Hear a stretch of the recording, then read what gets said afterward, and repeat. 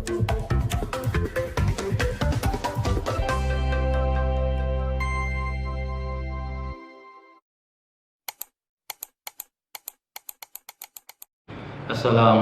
warahmatullahi wabarakatuh.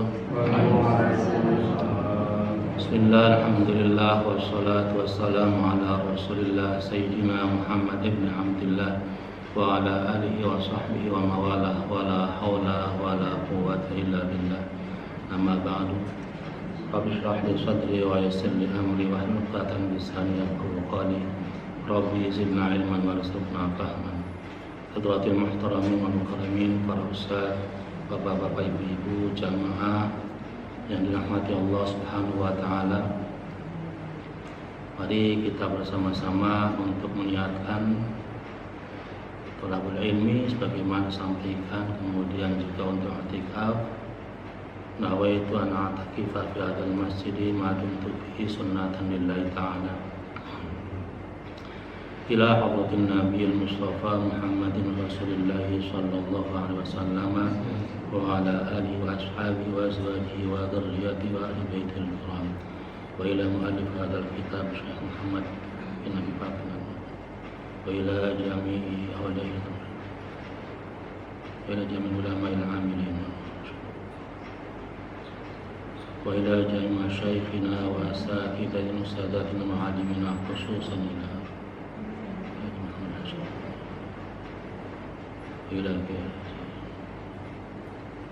Syaulillahi lahum al-Fatihah. A'udzu billahi minasy syaithanir rajim. Bismillahirrahmanirrahim. Alhamdulillahi rabbil alamin. Arrahmanir rahim. Maliki yaumiddin. Iyyaka na'budu wa iyyaka nasta'in. Ihdinas siratal mustaqim. Siratal ladzina an'amta 'alaihim ghairil maghdubi 'alaihim waladdallin. Jamaah yang dirahmati Allah Subhanahu wa taala, pada hadis yang ke-33 kemarin menceritakan tentang keistimewaan hari Jumat, di mana di situ banyak sekali keutamaannya, wabil khusus yaumul Jumat dan ibadah sholat Jumat itu sendiri. Wa ammal hadis ar-rabi wa thalathun, adapun hadis yang ke-34 diulangi kembali. An Ali bin al-Husaini an jaddihi an Rasulillah sallallahu ta'ala alaihi wasallam qala, dari Ali bin Husain dari kakeknya dari Rasulullah sallallahu alaihi wasallam, qala, bersabda Rasulullah, arba'u khisalin man kunna fihi kamal islamihi. Arba'u itu ada 4 khisal, perkara, man kunna yang siapa orangnya memiliki 4 perkara tersebut, kamal islamihi, maka sempurnalah Islamnya. Walaupun ada orang tersebut min qarnihi ila qadamihi, dari tanduknya, maksudnya dari kepalanya, ila qadamihi, sampai ke telapak kakinya, khafaya, banyak kesalahannya. Ini hadis kiasan sebenarnya. Apa 4 perkara tersebut? Adalah pertama, asidqu, benar atau jujur.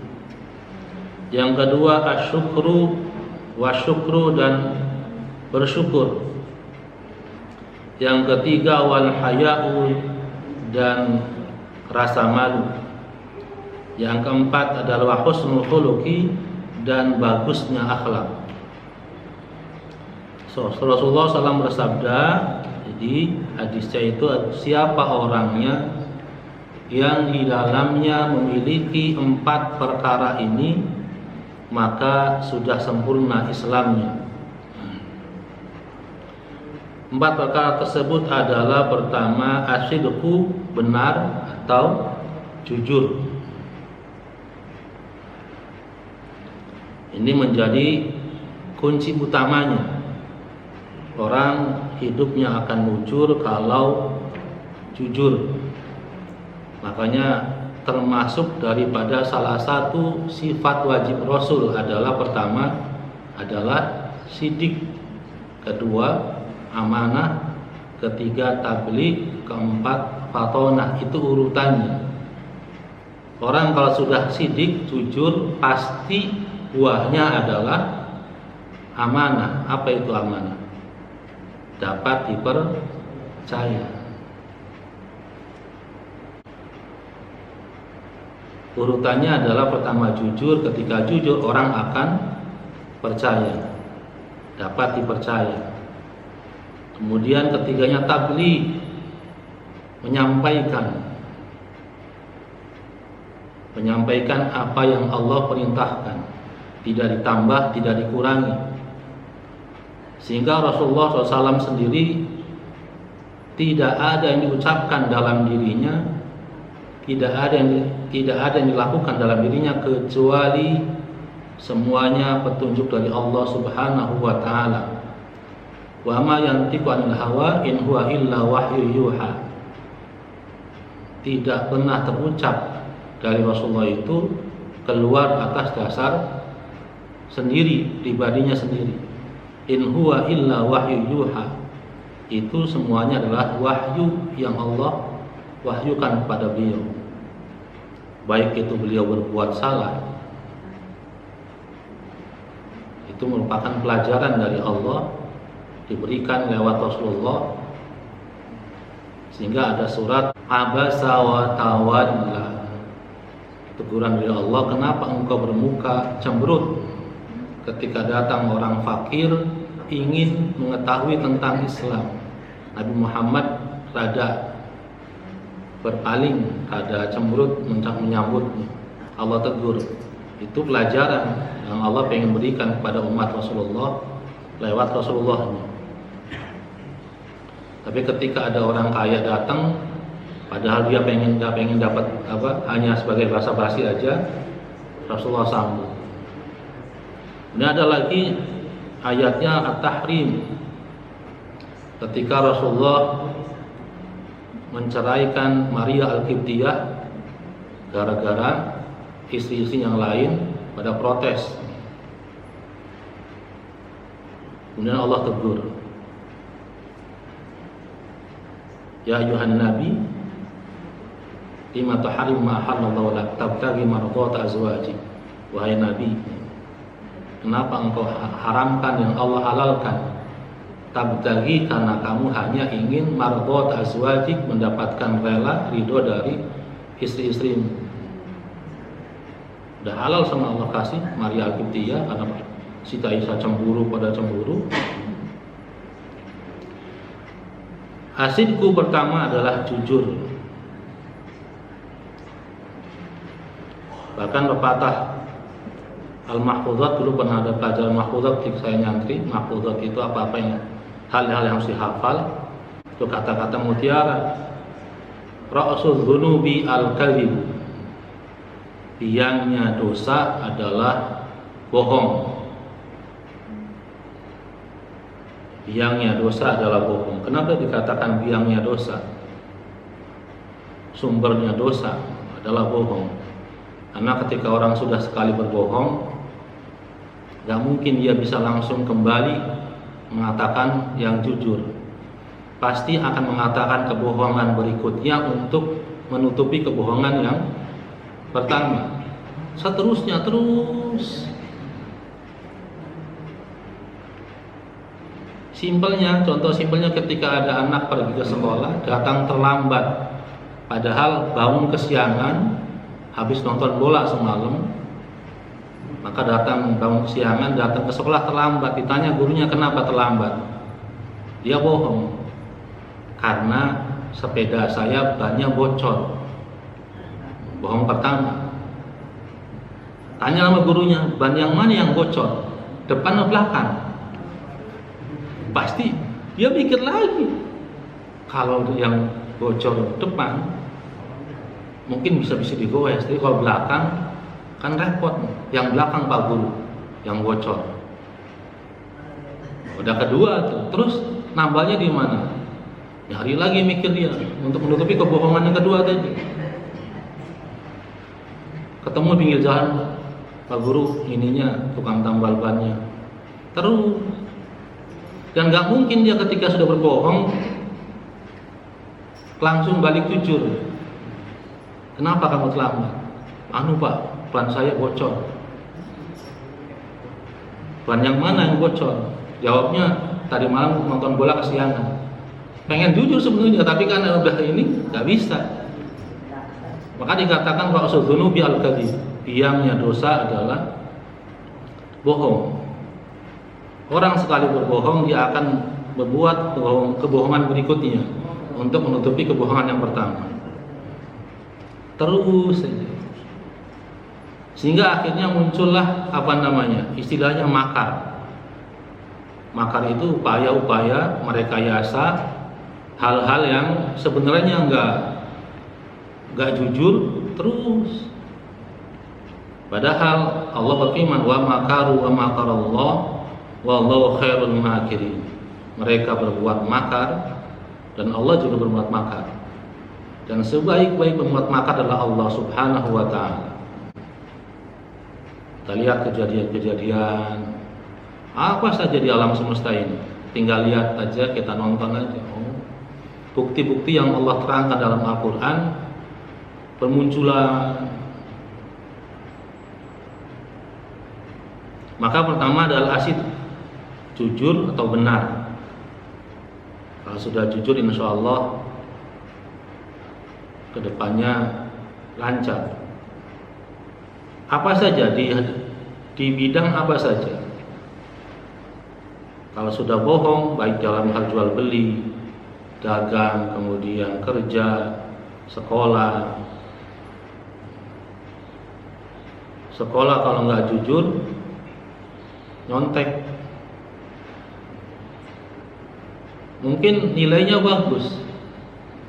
Ketika nyontek si anak itu nilainya bagus.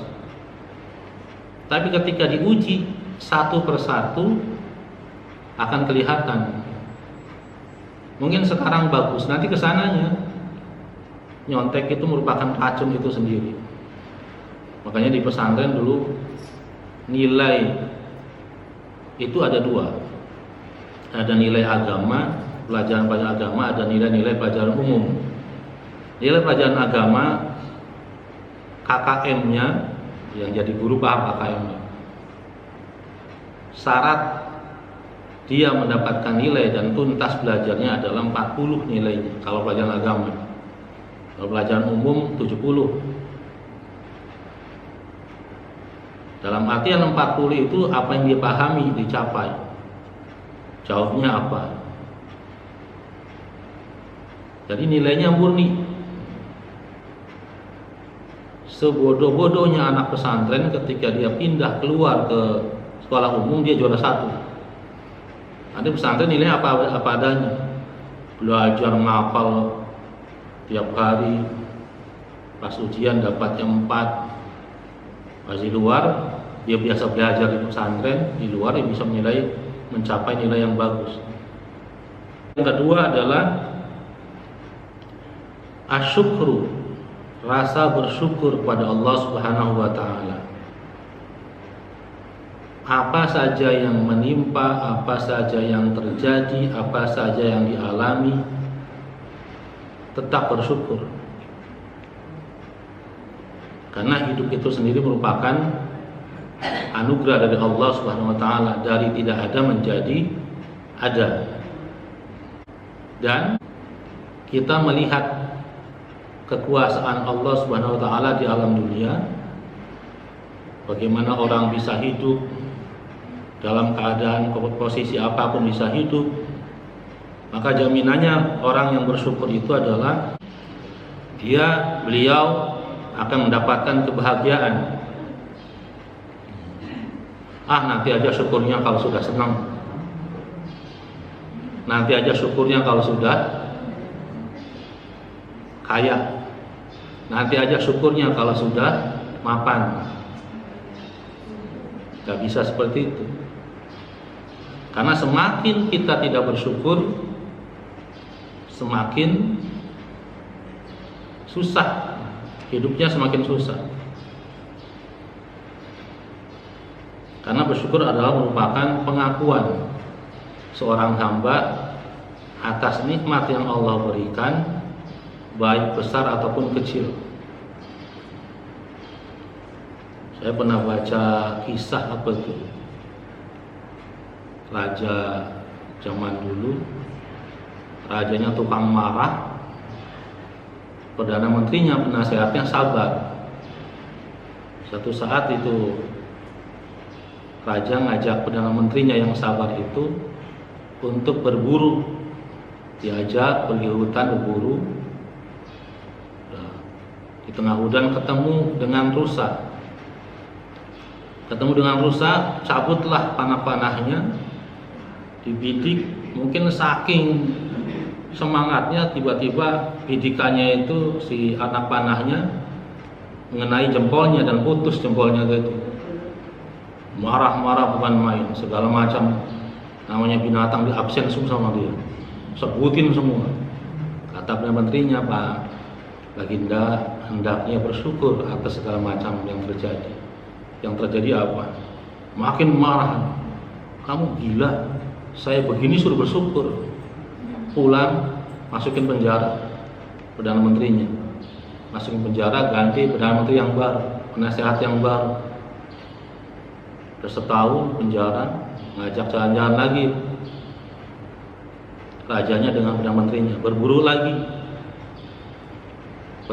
di tengah hutan, nyasar, ketangkap dengan suku yang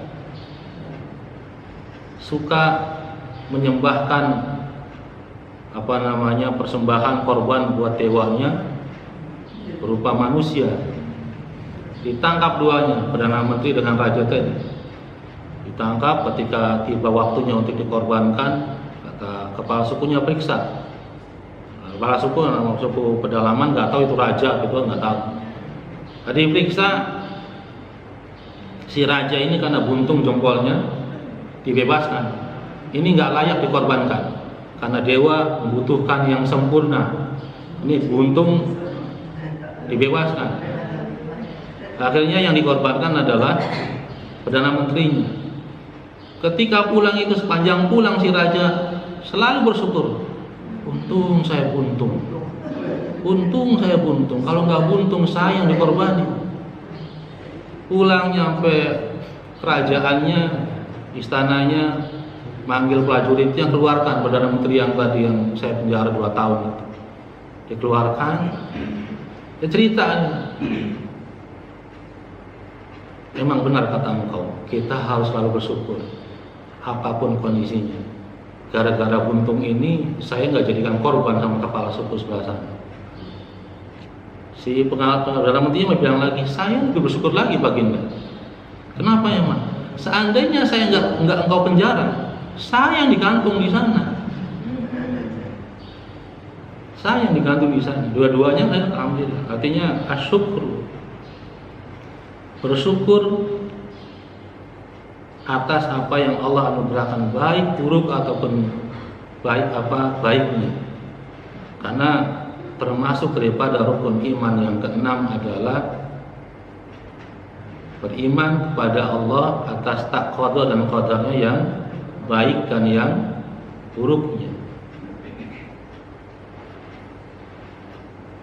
Makanya Rasulullah SAW mengajarkan ketika kita mendapatkan kenikmatan, yang diucapkan adalah alhamdulillahi binikmatillahi tatimmus shalihat.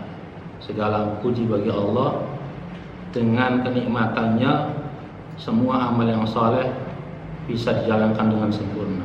Tapi kalau kita ketimpa musibah atau penyakit atau apa, tetap yang diajarkan adalah alhamdulillahi ala kulli halin. Segala puji bagi Allah atas segala keadaan, maupun kita sakit. Kenapa? Bagaimana keadaannya? Aduh, meriang, kaki saya begini. Sama saja mengeluh. Padahal dibalik ketika kena musibah, apa saja, baik sakit atau apa, kalau sabar, maka baginya pahala. Bahkan semua dosanya akan dihapus ketika orang itu kena musibah jika sabar, tidak mengeluh. Bagaimana ketika ada orang nengok? Bagaimana tandanya? Jawabannya gitu. Alhamdulillah ala kulli halin. Ketika sakit ada yang nengok, bagaimana keadaannya? Udah ucapan itu. Alhamdulillahi ala kulli halin. Iya, ini sakit. Bahkan Rasulullah ketika nengok orang sakit juga begitu, memberikan motivasinya, la ba'sa, fahurun insyaallah. Ketika orang sakit yang beliau nengok, la ba'sa, fahurun insyaallah, nggak apa-apa. Tahurun insyaallah, artinya apa? Tahur itu bersih, insyaallah. Bersih dalam artian apa? Ketika orang sakit itu dosanya diampuni semua. Makanya kata Rasulullah, la ba'sa tahurun insyaallah, nggak apa-apa, bersih insyaallah. Jadi asyukru yang kedua adalah bersyukur. Bersyukur tanda menerima semua ketetapan Allah Subhanahu wa taala. Kalau semakin tidak menerima, semakin sengsara, semakin sempit hidupnya. Apa saja pasti ada hikmahnya. Kalau kita kena musibah atau apa, ada hikmahnya. Kalau diterima dengan sabar dan syukur. Makanya di dalam Islam itu ada dua kondisi. Ada sabir, orang yang sabar. Ada radi, orang yang ridho. Bagaimana orang sabar itu? Orang sabar itu dia menerima keadaan yang Allah berikan, tetapi dia masih punya harapan, berusaha untuk mendapatkan keadaan yang lebih baik dari yang sudah ada. Dia bersabar, terus berikhtiar. Bagaimana dengan orang ridho, orang yang radin? Dia sudah ridho dengan apapun yang Allah tetapkan pada dirinya dan gak kepingin yang lain lagi. Ini derajat yang kedua ini, subhanallah, sudah gak mau mikirin yang lainnya. Sampai ada pendeta yang masuk Islam ketika kejadian Karbala itu. Bagaimana dia gak masuk Islam? Jadi ketika Sayyidina Husain dipenggal di Karbala, kepalanya itu dibawa sama cucunya, Zainal Abidin, dari Karbala digiring ke Mesir sama pasukan Yazid, digiring sampai nanti masuk ke Irak itu, daerah Damaskus. Bawa kepala bapaknya itu biasa aja, nggak nangis, nggak apa, ditaruh. Kalau bermalam ditaruh di gereja, ada pendeta ngelihat, apa yang kau bawa itu? Ini kepala bapak saya. Engkau nggak marah, nggak protes, nggak apa gitu? Enggak. Kenapa bisa begitu? Apa yang sudah terjadi sekarang sudah Allah tetapkan. Ini sudah takdir Allah. Dan hanya saya hanya sebagai hamba. Kalau mau protes gimana? Yang sudah Allah tetapkan, saya terima saja, udah syukuri saja. Berkat itu si pendeta tadi masuk Islam. Bahkan sampai kembali ke Madinah. Gelarnya adalah As-Sajjad. Inilah salah satu-satunya cucu Rasulullah yang masih hidup yang bakal menjadi sumber daripada Habib-Habib sedunia. Zainal Abidin. Ketika di Madinah, kedatangan tamu tersebut dikejar semua orang Islam sedunia. Dikejar. Ya dialah orang yang memenggal kepala Sayyidina Husain tadi. Bertamu larinya masuk kamarnya ke rumahnya Ali Zainal Abidin tadi, masuk ke rumahnya, nginep, dijamu sama Ali Zainal Abidin tadi. Sampai si pemenggal kepala tadi merasa bingung, gak enak. Akhirnya nanya, ketika mau pamit nanya, "Ata'rifuni? Apa engkau tidak kenal saya?" Ya Ali Zainal Abidin mengatakan, saya kenal kamu. Kamu yang memenggal kepala bapak saya. Tapi kenapa engkau jamu saya? Kenapa engkau berikan saya nginep, berikan keamanan? Ya jawabannya tadi. Ya ini akhlak yang diajarkan sama kakek saya Rasulullah SAW. Sampai malu sendiri.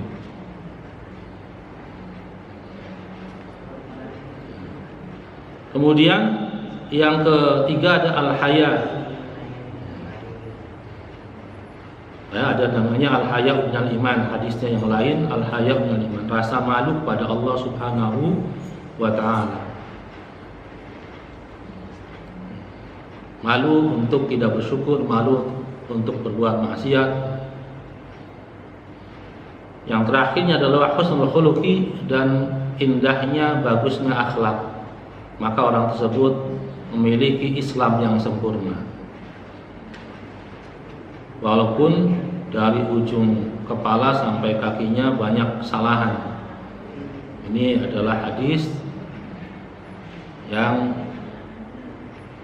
menerangkan bahwasanya siapa yang mempunyai 4 hal tadi, maka sempurnalah Islamnya.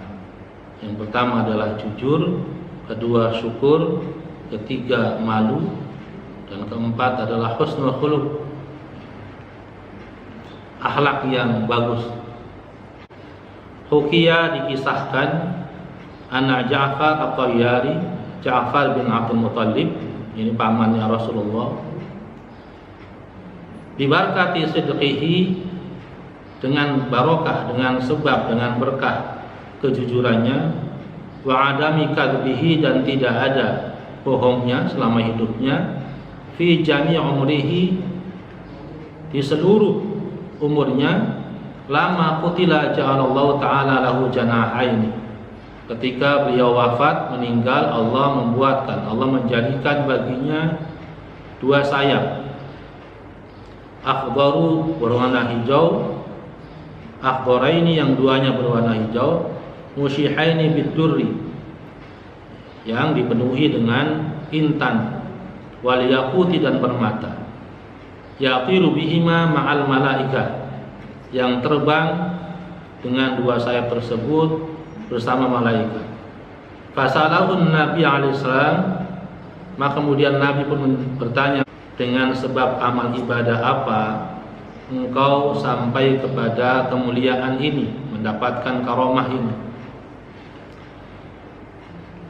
Sifat karomah ini bahasanya dari Rasulullah, itu karomah, kemuliaan. Kalau kita nyampe ke Indonesia jadi keramat, makam keramat. Padahal karomah itu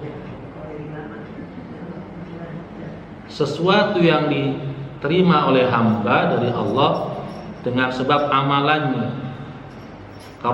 Karomahnya wali ini apa? Dan wali tersebut nggak tahu karomahnya apa. Yang tahu hanya orang-orang sekitarnya. Jadi karomah itu adalah kemuliaan yang Allah berikan kepada hambanya yang saleh. Jadi bukan nyampe Indonesia jadi keramat, makam keramat, pergeserannya sudah jauh sekali. Rasulullah bertanya, dengan sebab amal apa engkau mendapatkan karomah ini? Faqala, maka Sayyidina Ja'far bin Abi Thalib menjawab, la adri, saya tidak tahu, illa anni imtana'tu an thalathati asya'in fi halatil kufri wal islam, kecuali sesungguhnya saya menjaga diri saya dari 3 hal, baik dalam keadaan waktu saya masih kafir ataupun ketika sudah Islam. Qala Nabi alaihi salam, mahiyya, Rasulullah bertanya, apa 3 hal tersebut? Qala, berkata pamannya Ja'far bin Abi Thalib, ma kadzabtu, saya tidak pernah berbohong. Yang kedua, wa ma zanaitu, saya tidak pernah berbuat zina. Yang ketiga, wa ma sakartu, saya tidak pernah mabuk.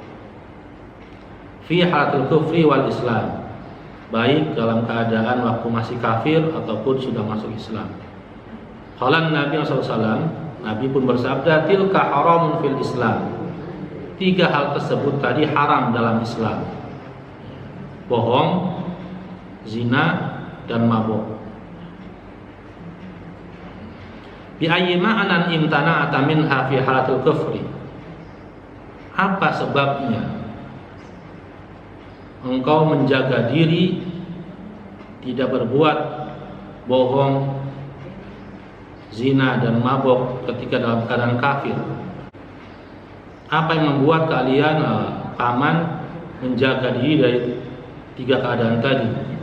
Fa'ajaba, maka menjawab, qala tafakkartu fil kalam. Saya berpikir tentang ucapan. Anna man kadzaba fi kalamihi kana muttahaman bainal khalaiqi wa yakun lahul khajala. Famtana'tu anil kadzi. Saya berpikir bahwasanya dalam ucapan itu barang siapa yang bohong dalam ucapannya, maka dia akan diragukan di kalangan manusia. Diragukan apa? Diragukan kebenarannya. Bahkan mahfuzat man qalla sidquhu qalla shadiquhu. Kata mahfuzatnya, barang siapa yang sedikit kejujurannya, qalla shadiquhu, maka akan sedikit temannya. Siapa orang yang bohong dalam ucapannya, maka akan dicurigai, diragukan di antara manusia. Wa yakul lahul khajalah, dan itu menjadi hal yang memalukan. Famtana'tu anil kadzi, maka saya menjaga diri untuk tidak berbohong. Wa tafakkartu fi zina, dan saya berpikir tentang zina. Anna man zana bi imraati aw bi ibnati aw bi ukhti fayakunu sayyidan li fala ahtamiluhu fakadzalika la yahtamiluhu ghairi wa li ajlihi imtana'tu. Adapun zina, bahwasanya siapapun orang yang berzina dengan istri saya atau dengan anak perempuan saya atau dengan saudara perempuan saya, maka itu akan menjadi cacat buat istri saya, putri saya, ataupun saudara perempuan saya. Dan saya tidak akan memaafkan terhadap orang yang berbuat zina terhadap keluarga saya, apalagi orang lain. Maka saya menjaga diri untuk tidak berzina.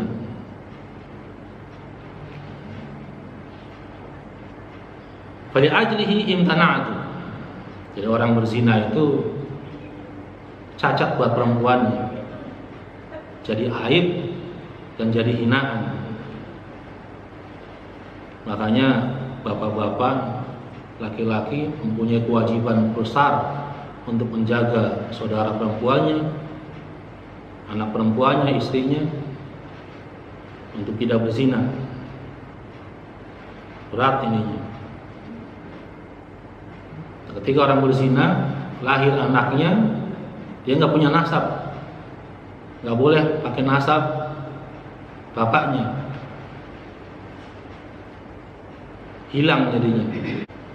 Maka bagi laki-laki, setiap laki-laki wajib punya 4 wanita. Bukan istri 4, bukan. 4 wanita yang wajib dijaga sama laki-laki. Wanita pertama adalah ibunya, wajib dijaga. Bahkan ketika beliau sudah menikah, si laki-laki tersebut, kewajiban menjaga orang tua adalah bagi laki-laki, bukan istrinya. Jadi suami ketika ada sebuah kisah ditanyakan, ketika engkau berenang kemudian naik kapal tenggelam, mana dulu yang kau selamatkan, istrimu atau ibumu? Saya pilih ibu saya. Kenapa bisa begitu? Karena istri bisa cari lagi, kalau ibu nggak bisa. Pertama, ada wanita yang wajib dijaga seorang laki-laki adalah ibunya. Yang kedua adalah saudaranya perempuan, baik kakaknya atau adiknya yang perempuan. Yang ketiga adalah istrinya. Yang keempat adalah anak perempuannya. Itu menjadi tanggung jawab laki-laki. Harus dijaga benar-benar. Kemudian kata Ja'far bin Abi Thalib lagi berpikir menjawab tentang kenapa saya tidak mabuk baik dalam keadaan kafir walaupun sudah masuk Islam. Fara'aitu kullal khalaiqi yuriduna an takuna quluhum fi ziyadatin al-muqalah. Saya melihat semua orang itu menginginkan menjadi orang yang lebih cerdas di atas orang-orang lain yang punya akal. Faman syaraba wa sakara yazulu aqlihi wa yastaghilu bil fidyani wa yadhakuna alaihi. Barang siapa yang minum dan mabuk, maka hilanglah akalnya dan dia menyibukkan diri dengan hal-hal yang menghina, yang menghinakan, sehingga orang-orang akan menertawakannya. Li'ajli dzalika imtana'tu 'an syarbi. Maka sebab itulah saya menjaga diri supaya tidak minum minuman keras. Faja'a Jibril alaihissalam. Orang mabuk itu berantakan semua, akalnya hilang, kemudian dia melakukan hal-hal yang tidak disadari. Faqala Jibril alaihissalam, shadaqa Ja'far, benar apa yang dikatakan Ja'far. Ja'alallahu lahu janahaini bil imtina' an hadhil asya' thalatha fataqib zahir. Allah menjadikan baginya dua sayap karena menahan diri dari hal-hal tersebut yang tiga. Wallahu a'lam bishawab.